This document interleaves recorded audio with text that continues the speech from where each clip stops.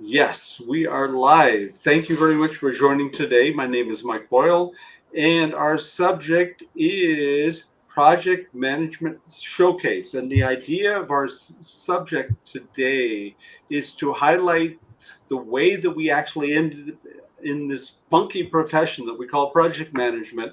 And very often we we look at this as being a profession, but it's not treated necessarily in a professional way.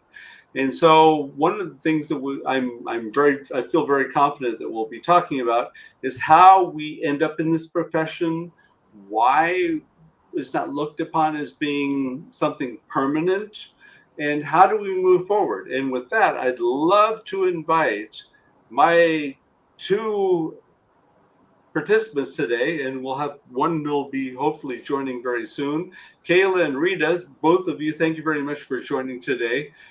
And let's start with this idea that perhaps focusing, first of all, how did you end up landing in this profession? And what kind of conclusions do you come to? Perhaps, Rita, if we can go ahead and start with you. Yeah, sure. Thank you, Mike.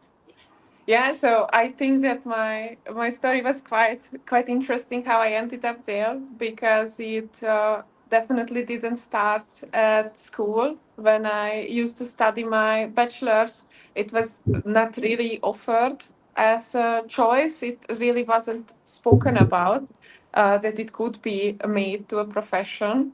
Then later, when I moved to Vienna, I started to work in a bigger corporation where we were doing some kind of Scrum, using some of the tools of HR project management, but I wouldn't, really call it project management.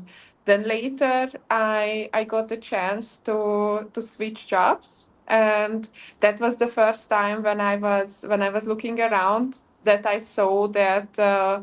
Project manager as a profession can be tried and can be done. And that is when I decided for a switch and started to work for the city of Vienna as a project manager.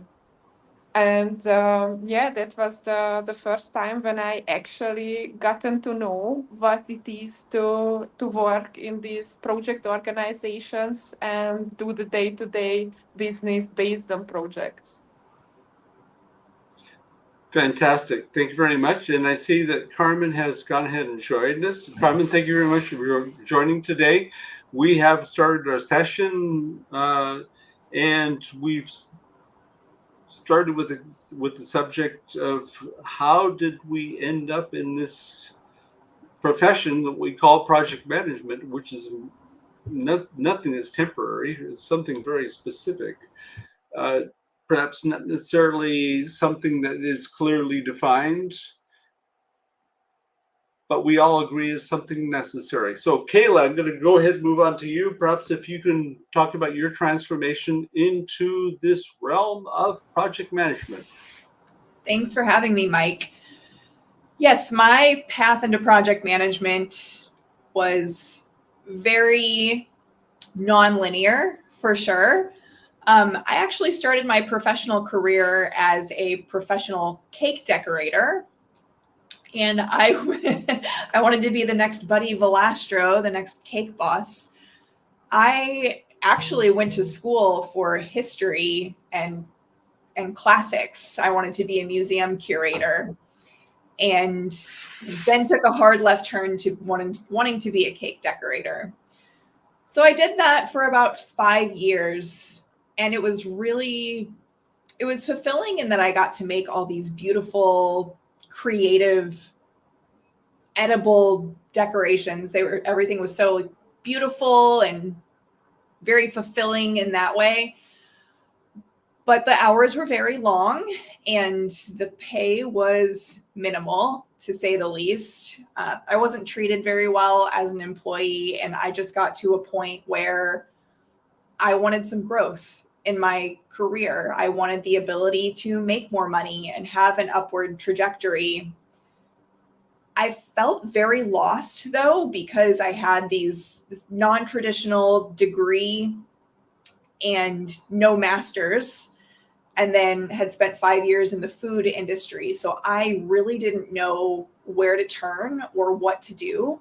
And as a result, I took the first corporate job that was offered to me, and that was as a receptionist at a law firm.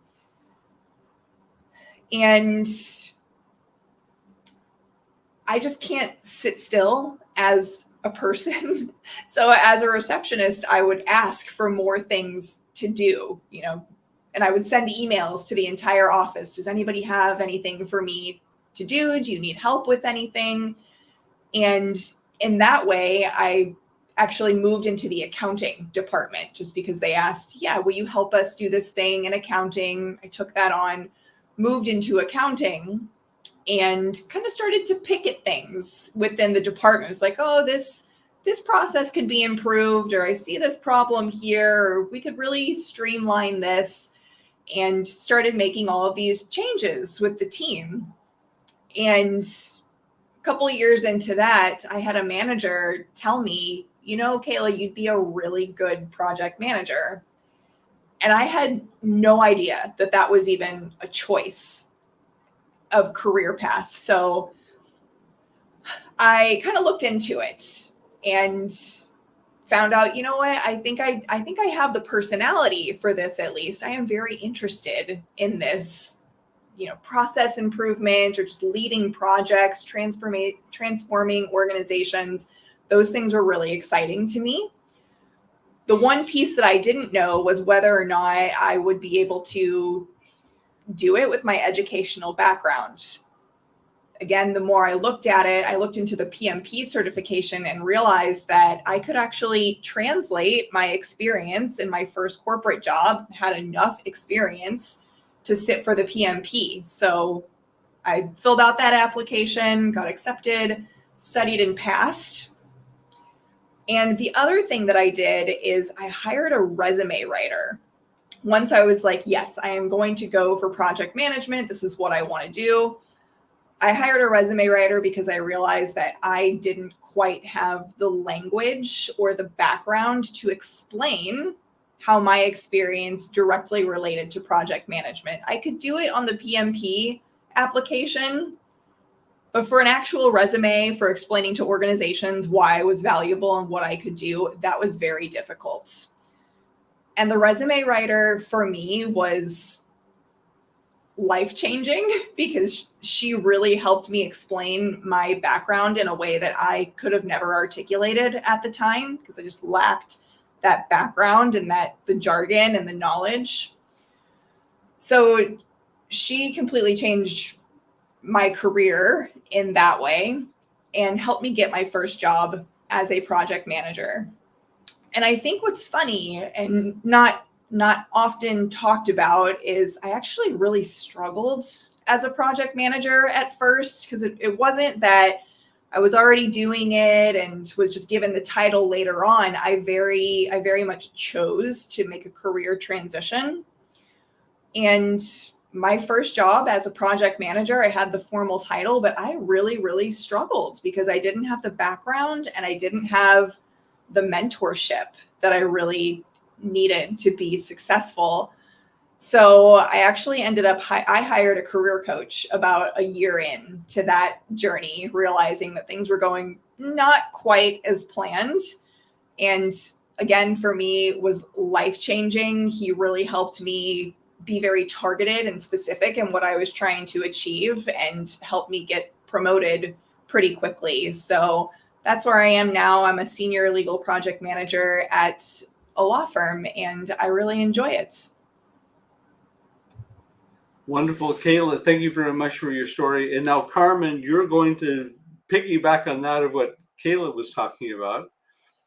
And I think that, Kayla, you brought up so many important subjects, and I feel that we are going to go into a realm within our conversation which deals with this idea of vulnerability and how do we actually deal with it, which actually represents life quite well. So, Carmen, first of all, thanks again for joining us today, and perhaps if you can talk about your story and how you ended up in this realm of what we call project management. Yeah, for sure. And thank you for inviting me. It's so exciting to be here to talk about my journey. It has been almost a decade that I have been a project program manager. And if people who is joining for the first time, I'll give a little bit of an introduction of what I do and how I got here. So my name is Carmen Liang. I am working as a technical program manager at ByteDance right now, the company behind TikTok, if you know about TikTok. And my journey has taken me from my hometown of Vancouver, BC in Canada, all the way to where I reside now in the Bay Area in California. Shout out if you're from the West Coast. It's currently 7 a.m. So thank you for joining us if you're here. I actually first moved to Seattle in 2021 for work from Vancouver. And then only last year, I had the incredible opportunity to relocate to Silicon Valley. And if you had told my 23-year-old self, fresh out of undergrad, that I'll end up working in big tech at the heart of Silicon Valley, I would have laughed it off. It has been nothing short of a magical journey. And I'm thrilled to be doing what I love every day. And I think similar to Kayla, project management also came to me almost by accident. I never thought that I could have project management as a career. I graduated with a bachelor's in environmental sciences, nothing related to project management. And back then, I have never even heard of this term, project management. It was so new and so a different key term that I've never heard about. And it wasn't until my master's program that project management started to come up occasionally, but I actually never saw it as a potential career path. So after graduation, I needed to find a job and actually began my career in marketing and sales at a startup in the environmental space. So still a little related to what I study in environmental sciences. And then because of various reasons, I decided that it was time for a change when I was in that marketing and sales role. And then a position of an IT project coordinator expectantly fell into my lap. This was in the healthcare industry.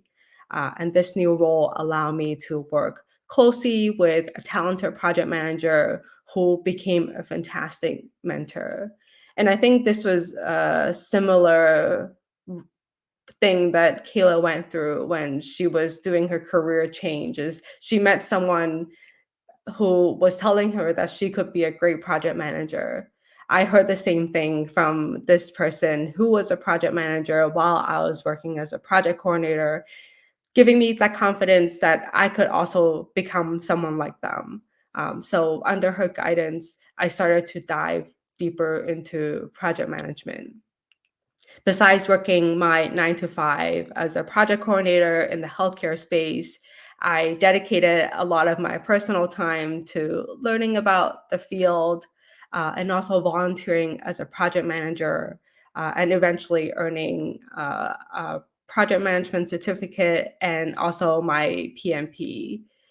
And then later on, I actually ran a nonprofit matching project managers with nonprofits because I saw how that volunteering experience of me being a project manager really assisted me to grow my career. So I wanted to give back to my community by starting that nonprofit.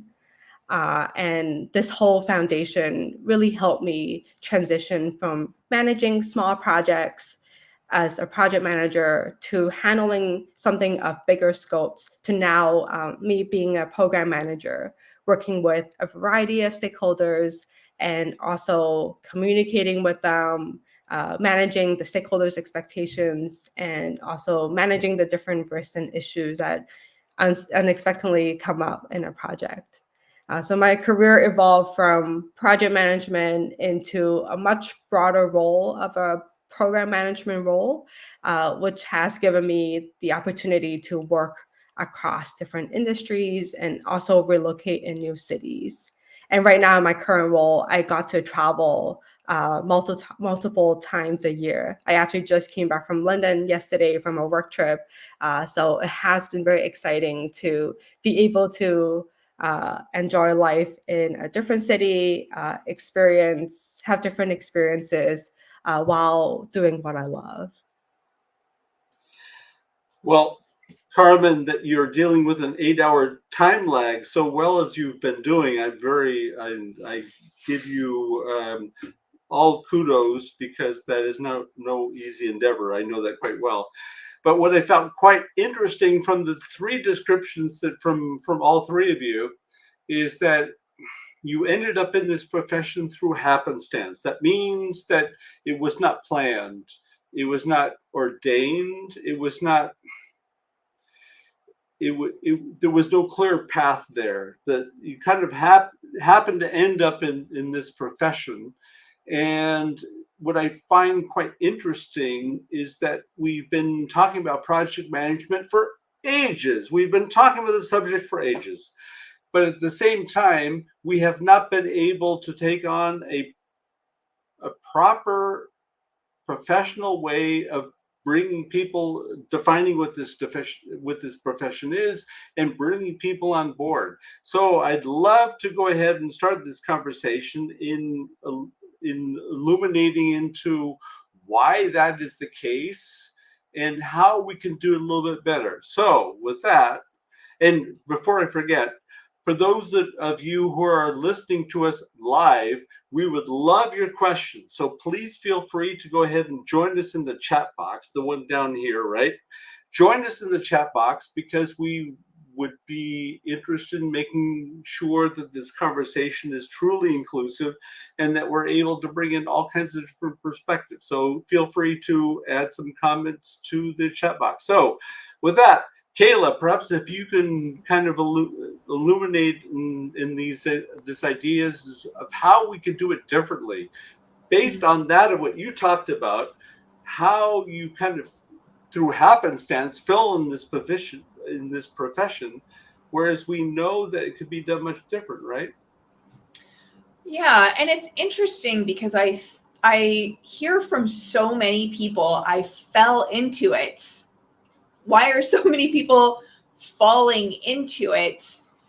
And I think it really comes down to that it's not very industry specific, which is, it's kind of a double-edged sword. Like, it's beautiful, and at the same time, I think from a career placement perspective, maybe it's just a little too vague for people to really wrap their brains around. These people that fall into it, I mean, we all here are in different industries. I think that it is because so many people are doing it without realizing that they're doing it. And that in and of itself is a bit problematic, because we should really do a better job of educating people about what is project management. So many people, receptionists and operations people and just all over the board are already doing project management without knowing it. So I think I don't have a direct answer for how to do it differently, but I can say that I think part of the problem is that it's just so, it's not industry specific at all. You could do it within any industry. And I can't think of too many other professions that is really like that. You're a doctor, you're a lawyer, you're a software engineer. They're very specific niches. That's my thoughts on that. Great. Kayla, thank you for that. Rita, I'm going to go ahead and continue with that of what Kayla was talking about. And this is a great continuum to how we started a conversation before we went online. And not only how do we fall within this profession, but perhaps if you can talk about those qualifications, those attributes, those capabilities that we need as project management, because it's not through luck that these things take place, we know that we have capabilities that allow us to do this profession, right? So perhaps if you can illuminate on some of those things. Yeah, for sure. I mean, I have two ways of looking at it. I have on the one hand the feeling that the reason why people see it so vague with project management, it's maybe also some generational difference that earlier people used to have an expertise. Now, what Kelly, you meant, something in software development, something in law, whatever. And additionally to that, they had some of the soft skills that we would now maybe translate into project management. But I have the feeling it used to be like an extra skill that they thought of. But nowadays it evolved so much. The complexity of organizations, situations, and projects just got to be so complex, so many stakeholders, so many interests to support and to protect, that it cannot be just on the sidewalk as a side story. And I really think that there are some important skills, other than the hard skills of a software developer, for example, that you need when you want to do project management, especially if you want to do it right, because one's got to understand what all the stakeholders need, what the projects need, how to communicate with each other, how to interpret the ways how others communicate. We might both mean the same thing, but we cannot express our feelings and our interests the same way. And I really see it as a job of the project manager to hold all these people together, to translate somehow between these really specific groups of stakeholders, from the technical language maybe to the medical, if you want something in between, to be there somebody who really is the connecting point between them. Wonderful.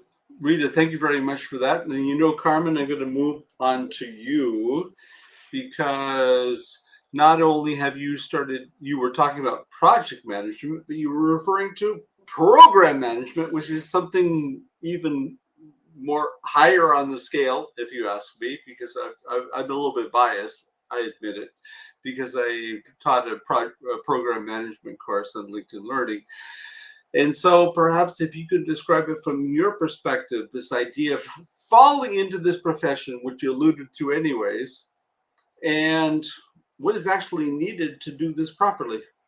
Yeah, that's a wonderful question. It's a common inquiry that I get from people who want to break into the industry. I think it's so hard to define, and there's not really a single term or definition for project management because it varies significantly depending on the role and industry. I have been in 3 different industries as a project program manager before. I was working as a project manager in IT healthcare and then transitioned to consulting and now in tech. So I have seen that it has varied on the type of projects that I'm working on. My project management stakeholders are different. The risks that I encounter are different.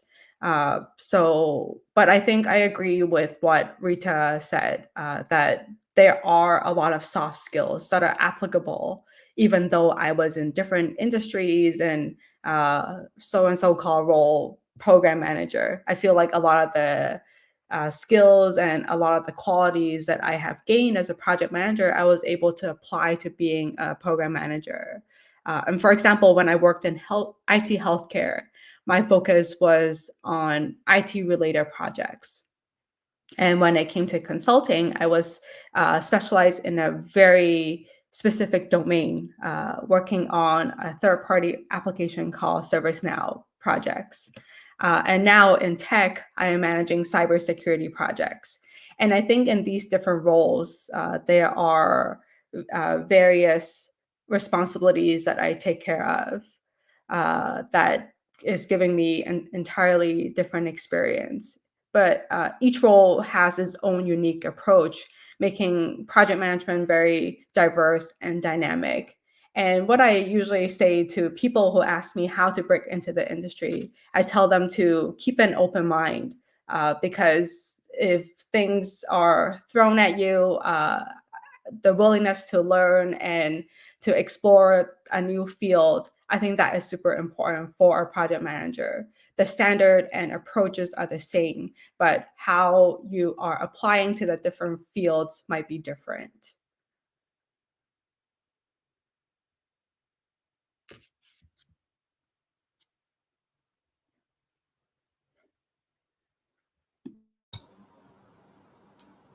Mike, I think you might be muted. Thank you for highlighting that, because otherwise I'd be talking for probably minutes on end. Thank you. Yes, Carmen, I'd like to piggyback on those things that you talked about. And there was quite an interesting posting that came from Nada, where she's asking about this idea of different niches of project management, which I think pretty much is in alignment with that of what you were talking about. With the different zones of genius, which I think is we can also perhaps equate as being different elements of competency that can be applied. And within those various realms that you've all dealt with in understanding our strengths and how can we attenuate our strengths in a way that is not preordained, because we do not,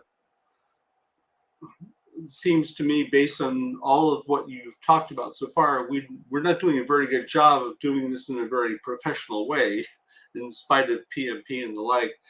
I'd be really keen on understanding from your perspective of what that idea of niche could actually look like. And if I could go ahead and start with you, Kayla, on this, that would be great.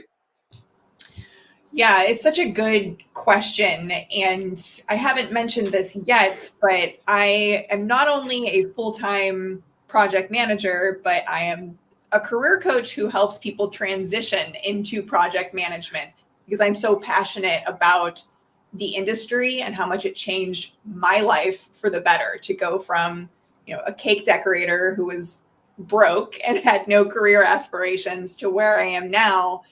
One of the first things I tell my clients to do is define their niche. And it could look a few different ways, right? I am in the legal industry, and that worked for me because I started as a receptionist at a law firm. So I chose to go with this domain specific niche. So it could be law, it could be healthcare, it could be technology or education. There's a lot of different industry niches that you can choose. Also brought up an interesting point of there can be other zones of genius. If you don't have a specific industry that you are in alignment with, then take a look at your personality. Are you a process improvement person? Are you someone who develops and leads high functioning teams? These are also ways to niche down and brand yourself. If you come forward as a generic project manager with no industry, no zone of genius, you're not going to stand out when you're applying to project management jobs. You're just going to seem kind of gray and bland against other people who might very specifically be targeting a niche or a brand. So there are many different ways to go about this. I generally encourage to either choose an industry or a zone of genius, as Nada put it. Wonderful. Kayla, thank you very much. And I've realized that it's probably best if I don't put myself on mute, because then we'll have that danger once again. But I'd like to move on to you, Rita. Rita, and piggybacking on that of what Kayla talked about, what are your thoughts about niches? I know a little bit more about your personal history and how you ended up falling into this position, and your determination tied to the project management professional. What are your thoughts? Yeah, I would definitely like to piggyback on some of the thoughts because I have the feeling that that project management has definitely some universal side of it. There are some universal things that we have to do regardless of the industry or the branch. But at the end of the day, there has to be something that distinguishes one from all the others. And I really think that it doesn't necessarily have to be some really deep, extreme understanding or deep sector knowledge.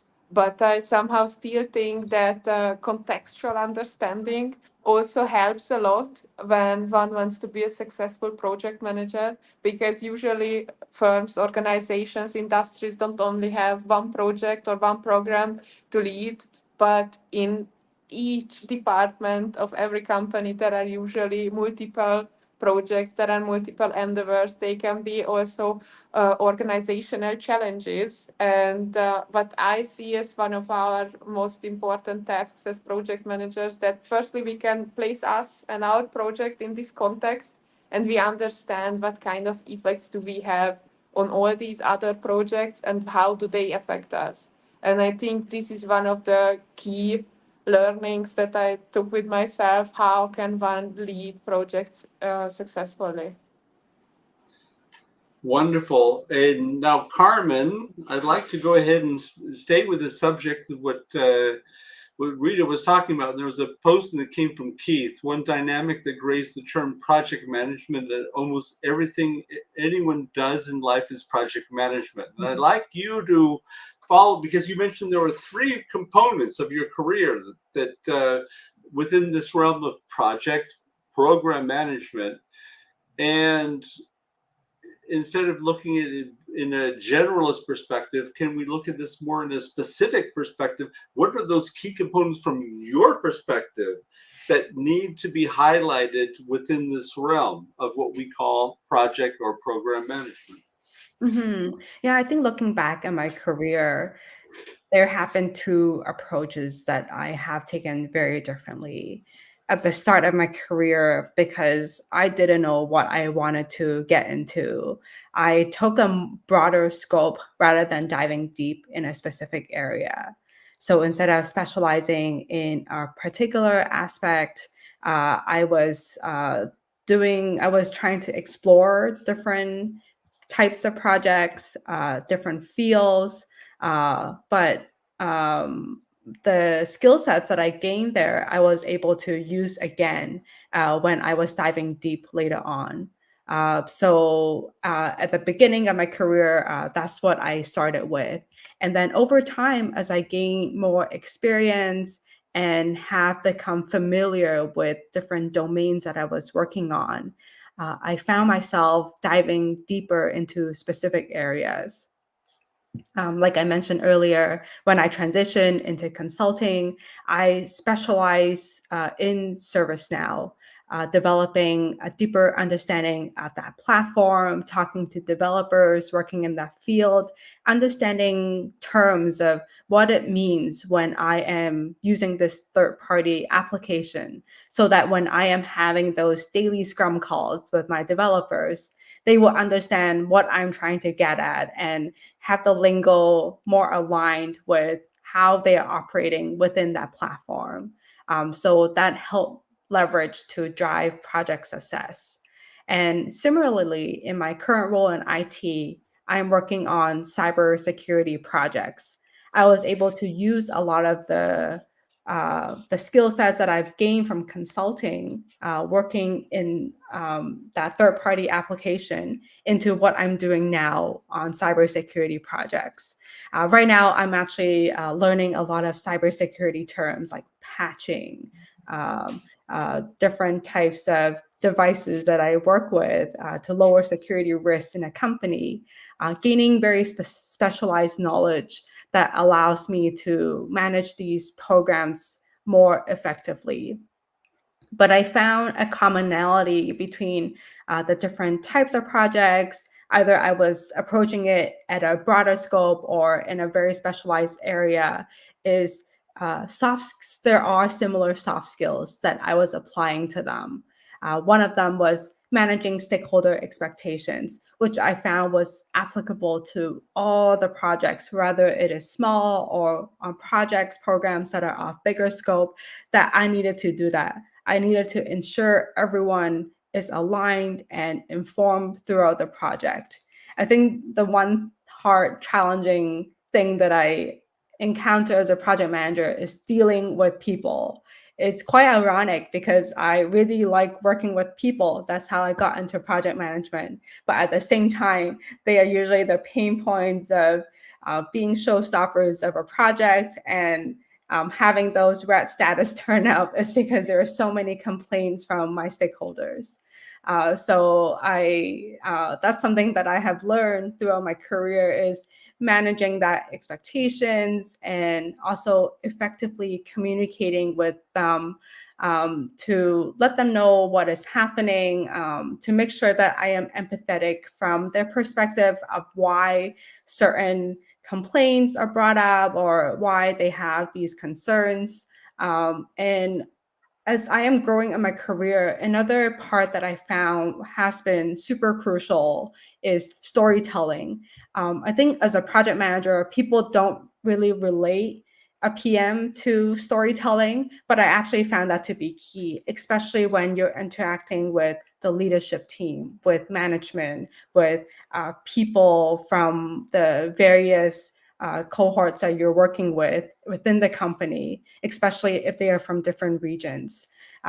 Storytelling, I'm able to convey complex information and updates in a way that really resonates with the right stakeholders, depending on how I would be better to tell a story. I might present it in a PowerPoint format with very concise and precise statements, and putting them in bullet points for people to better understand of what is exactly happening. I think earlier in my career, I didn't realize this to be such a crucial quality, that I would just put everything in a doc. I would document as much as possible, hoping that someone would read it. But I think as I move up the ladder, being a program manager now, I found that to be very important, especially when I only have 15 minutes of my leadership time to tell them what is exactly happening within a project and having them making that decision. I think prior to that meeting, I need to do a lot of preparation to make sure that I have options for them to choose from. What are the pros and cons of each options? I need to do a lot of that analysis, which I didn't think was there earlier in my career as a project manager. So yeah, I hope that answered the question of how I approach project management differently earlier in my career and now as a program manager. The big takeaway I took, Carmen, from that of what you were talking about is that dealing with human beings is a double-edged sword. And so I thought it was extremely fascinating. I'd like to go ahead and highlight on some of the questions where they're coming fast and furious.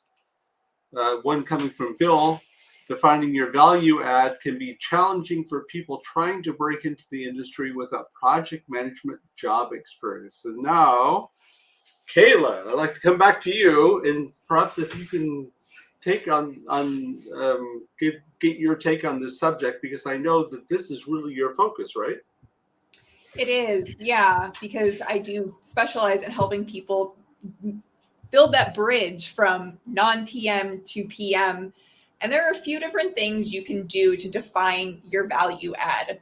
A really powerful one that sometimes I think people steer away from a little bit is asking your peers, asking your coworkers, what do you think I'm good at? What value do I bring? Not what do I do on a day-to-day basis, or what pieces do I move around within the company, but the value. What is it that I bring? I actually asked someone this recently at my work, and it was very illuminating for me. She put what I do into a perspective different from what I had ever considered. So that's one way.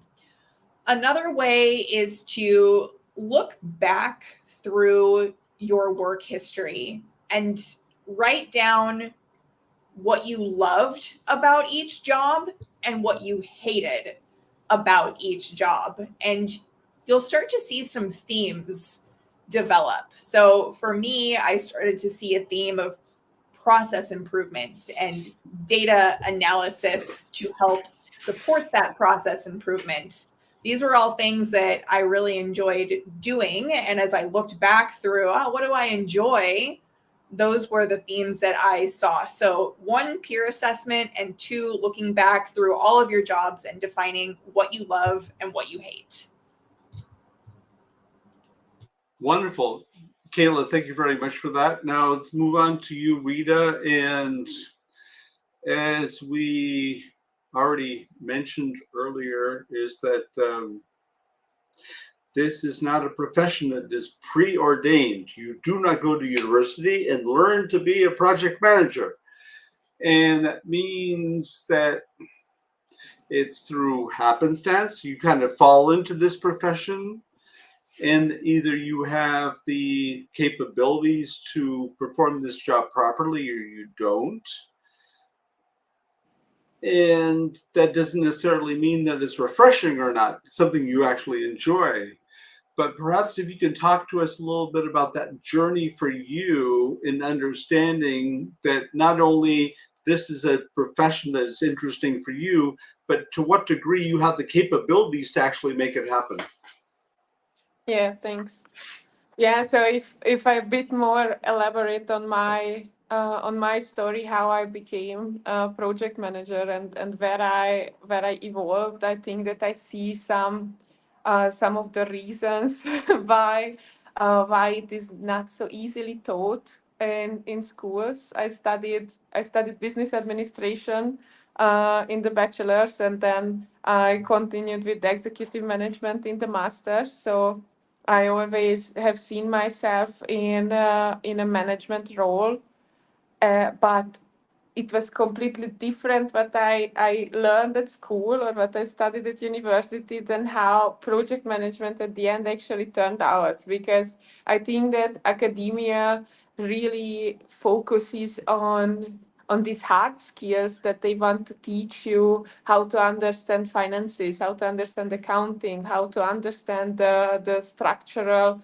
organization of a firm, how businesses work, and what are the necessary things to run a standard organization. And then when you see a project coming that is basically, so to say, a disturbance in the force, disturbance in the usual, in the standard, what has already been established and what has been running for a while. And that's why I think that this is the point where soft skills and the personality plays a huge role, the understanding of each other, the understanding of the people involved, all the stakeholder groups. And that is where we as evolving project managers can help a lot, because firstly we have to bring people to work with us, and that is alone already a challenge, because oftentimes changes are seen as something bad. People have fear from that. People are afraid that they could be made redundant, that the change is going to lead to something worse.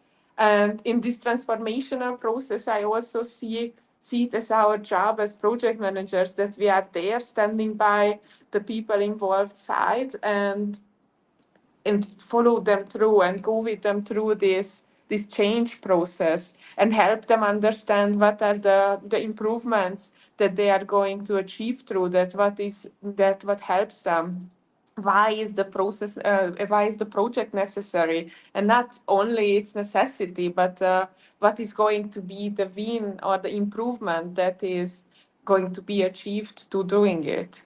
And that is, I think, a skill that it's much harder to learn it, and that's why it's one of the most important soft skills, this contextual understanding and connectivity.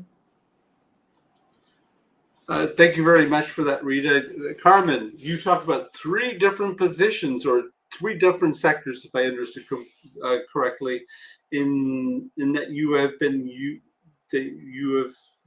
had the opportunity to utilize these proficiencies that you have. And piggybacking on that, and what Rita talked about, in this fear that people have of dealing, I'm going to use the word that we started our conversation with, is temporary, because we look at projects as being temporary, and that means that it eventually comes to an end, and people feel that their positions are going to come to an end. How do you deal with that? Yeah, it's always hard, especially when it's a shorter duration project. You might not want to spend the time to dive deep, to learn about that domain area, to understand more of what it entails. But I think I would say continuous learning, it's still something that is fairly crucial as a project manager.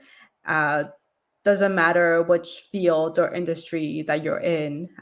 If you invest in your professional development uh, to help you grow in your career through either courses or certifications or hands-on experience, I always am in the feel that if you have more knowledge, the more knowledge that you acquire, the better equipped that you'll be to handle projects in that domain coming your way.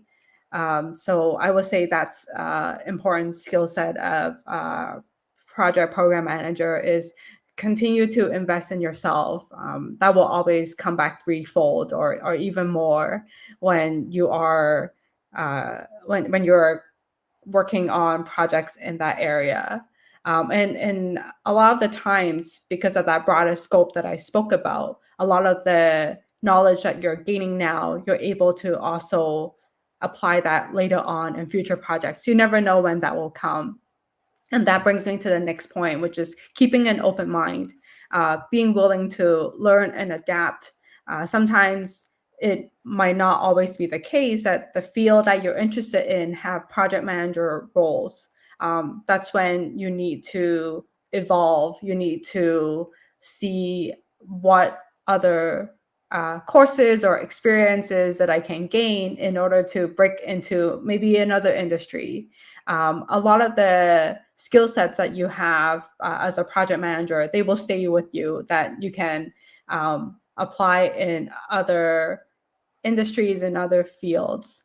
A lot of the times I feel employers want to look for folks who are not already in the same industry as they are, because they bring a fresh pair of eyes and new perspectives into what they are doing. For example, right now I am working on cybersecurity projects. I have never worked on security projects before, but because my employer saw that I had background working in a Chinese company, ByteDance is a Chinese company. In my last job, I was at Tencent, which is another Chinese company.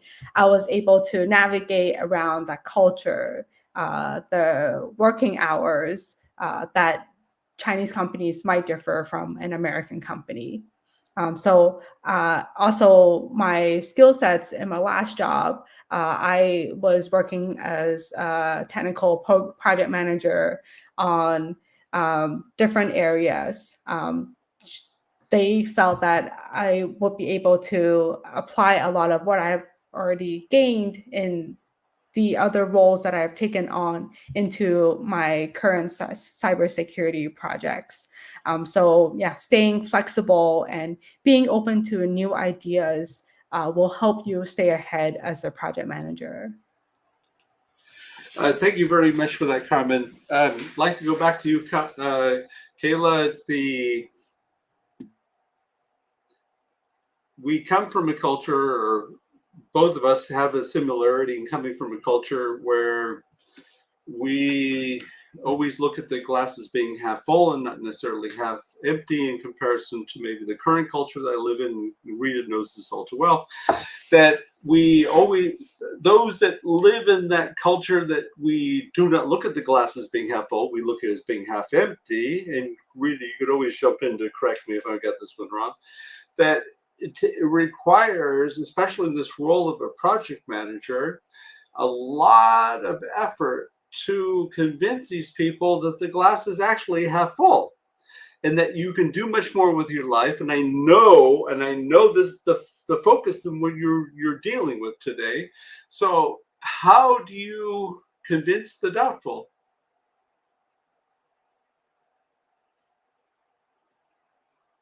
Kayla, any ideas on that? You're on mute, dear. I apologize. You cut out just a little bit. So oh, okay. All right. I'm having some audio issues over here. So you were asking about, I heard the glass half full. Yeah, I can go ahead and elaborate. The idea is that it's quite easy if you come from a culture where we think that always the glass is half full. Rhea and I live in a culture where we always assume that the glass is not only half empty, that maybe it's almost empty completely. And so for those people that are reaching a certain period in their career where they feel that not only is my glass half full, that I want to save those last drops of the water to be found in that glass, so that that I don't have somebody like you coming by to tell me that the glass is half full. How do you deal with that? How do you deal with people who have a negative mentality? I don't know if it's necessarily mentality. It's cultural, partially. Is that mentality? Yeah. I, with my clients and with my stakeholders, do a lot of thought work and tend to come at things from a relatively positive place. I would say that the biggest thing that I tell people is to monitor your thoughts around a project or around a career transition or whatever it is that you're trying to do, and recognize what it is you're saying to yourself or what you're saying to other people or what you're thinking about other people. It's very easy to point fingers and play blame games and even get defensive within a project environment, but in the end, it is really about teamwork and supporting each other. So if you come at it from that perspective of, oh, this person is not responding to my email just because they're very busy and they have other important things on their dockets, not because they're ignoring me or don't think that what I'm doing is important. So I think it's really a mentality shift. Okay, thank you very much for that. Now, Reed, I'm going to move on to you. We both know of the challenges that are taking place where people feel that that certainty to be found within the workplace was all being thrown into question because of this project that you are leading. So how do you deal with that? Yeah, that's an extremely hard question, and there I would a bit get back to the point that I made previously, that it's really important to not only follow the technological change or swift within a project, but also always take care of the organization within and the people within the organization. I think you see it really oftentimes now that we digitalize processes, which would make people fear that they are being redundant, which doesn't necessarily have to be true. We just need to, firstly, we need to communicate in a manner that helps people understand the benefits of the change and not to focus on the negative side. That is, of course, sometimes really, really hard, especially if you consider these mentality questions. But what I always do, I try to bring joy to the projects. I try to help my people see the positive sides and effects of a transformation, and also always consider the risk. It's of course it's a risk mitigation game as well, in which I think that the best thing that we can do is that we consider the organizational transformation maybe even before the technological transformation. People need to understand where we are now. They need to understand and know where we are going and what is their role in it. And once they have this understanding of the whole procedure, then they can find their place within, and then they can also find how they can support it and feel positive towards the project. I think that's basically the most important part of it. We also at the same time have to understand that in the changing world, our roles are also going to be changing. One can always take care of it that we are formulating it positively, because maybe somebody had to spend a whole lot of their working time in doing some analog tasks, some repetitive tasks that are not necessary to be done by hand anymore, which means that one can find a new purpose, use some of their unique strengths as people, and put it to much better use. So I think this is the most important part about it, to make people see the positive parts of it and be there as project manager to support them. Carmen, you are not going to be left off the hook, because of course you bring another unique perspective into everything that we've been talking about, is this idea of cultural.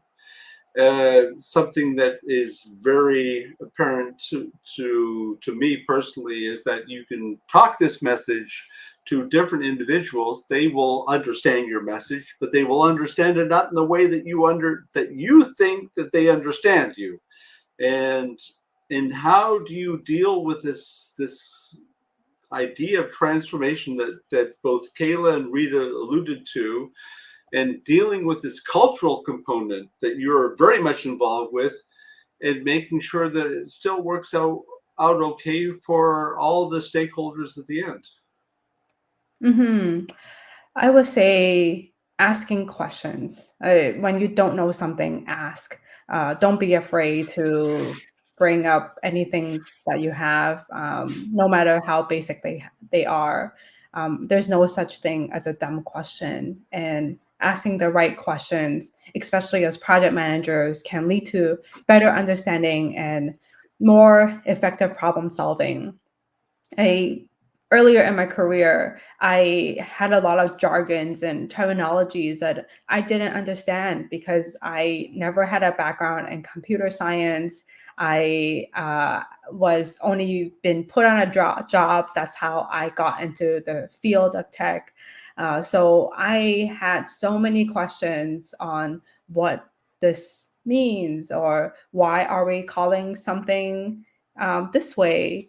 So I had a lot of questions that I needed to ask to my stakeholders to understand, firstly, the terminologies. This is, I think a lot of the times people are so used to using acronyms when they have worked in a company or a field for too long that they might not even know themselves of what they mean. So asking questions of what exactly it is, and why. I think asking the why questions are super important. Just understanding where something is coming from.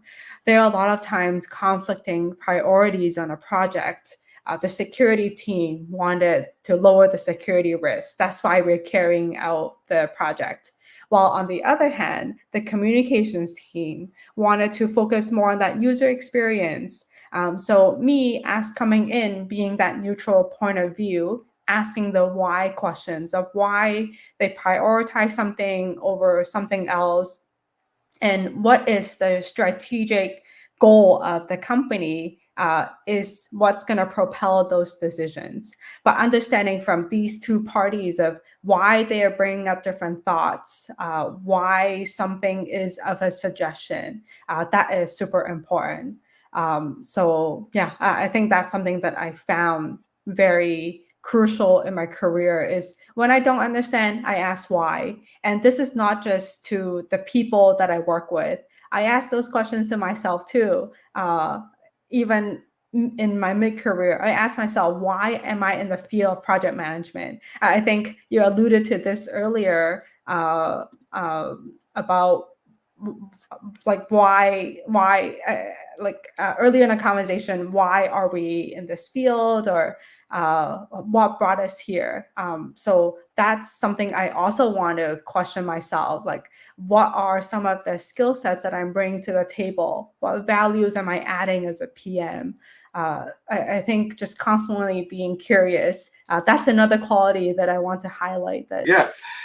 And speaking of the answer that we're looking for, we have reached the witching hour. We've been online for an hour, and as is always the case, the time goes by way too quickly, and so with that, I want to ensure that everyone is given the opportunity to perhaps tied to this question of why, this idea of reflection, that if you were given the ability to turn back the hands of time and set it more in a way that would be much more efficient, it would be much more satisfying, how would you define this transformation into this realm of project management? And so with that, Kayla, you knew you weren't going to be spared. I'm going to go ahead and start with you. So how would you, if you were able to turn back the hands of time, how would you turn it back? That's a great question, Mike. For me, I really enjoyed my transition. I don't know that I would change much about it. And I would additionally advise others that the part of my transition that was so integral for me was finding mentorship. People who could help me along the way, who could explain to me these concepts, people to study for the PMP, people to help you write your resume and prepare you to be a project manager, to understand the jargon, to tell you, here's what I do in a day-to-day capacity as a project manager. So those are the lessons that I would take away from my journey and advise others to do as well. Wonderful. Kayla, thank you very much. Rita, you know that you were not going to be spared of this question. And of course, in comparison, I know a little bit more about your history and understand all too well, based on the academics and how you ended up falling in this direction. But if you were given the opportunity, how would you change that so that it would be perhaps a little bit smoother? Yeah, I think if I could give myself like 5 years ago one advice, or if I could change something, I would definitely try to give myself, a little bit more grace. You don't always need to be academically on top. One can also make mistakes. We are learning from it, and we just don't need to be so hard on ourselves. I think that would help me the most to be smoother in the transition. And yeah, it definitely wouldn't harm if it would be a part of the academic journey, project management. I definitely advocate for that. But anybody who is now in the situation of trying to get into this PM universe, I would say, give yourself a bit grace, give it a try, give your best, communicate with people, try to understand them, and the tools and tactics will come after that. Wow, I love that, because basically, Rita, you're talking about acceptance. You're accepting yourself. You're accepting yourself the way you are, and whatever path that you follow is going to be the good one. That was my takeaway from what you're going to say. And as always, we're holding the best for last. Carmen, it's your turn. If you can give us your perspective as to how you see this transformation, if you were able to turn back the hands of time and set it the way that you think it should be done. Mm-hmm. Something I wish that I have done better earlier in my career is learning to be more calm under pressure. I feel when I was not as experienced of a project manager, I would scramble and I would freak out when there is pressure coming from top down and also from the people who I work with asking for something to be delivered. That's something that I have learned as I am growing more into this career, that in the face of conflicting decisions or high pressure situations, being able to stay calm. This is helping me to make more balanced and rational decisions, and also in turn maintain that project momentum, which I think sometimes I lose when I am not calm and feel I'm so much under stress and pressure. So I wish that's something I can have as a trait earlier in my career, which I think can turn into more managing my projects more efficiently and more effectively. Wonderful. Thank you very much, Carmen, for that. And I would say, I would like first of all to thank you all for joining today. I'd like to thank all of our participants today, Kayla, Rita, and Carmen. And I hope that you are able to get some added value from that of what we were able to talk about today, and welcome the opportunity to continue this conversation. Again, thank you very much for joining, and we all wish you a wonderful rest of the day, and let's figure out ways to continue with this conversation. Thanks again. Thanks, Thank Mike. you.